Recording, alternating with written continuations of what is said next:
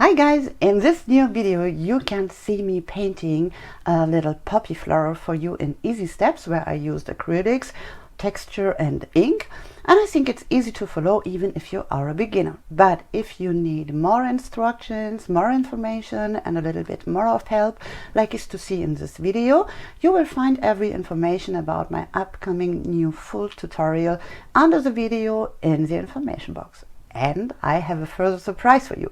If you would like to be one of the first ones who can see my brand new channel trailer, which is made by the coolest video guys ever, and if you would like to take a closer look to my studio, stay with me to the end of the video. But now first, enjoy watching and let me know what you think about the painting in the comments. See you later!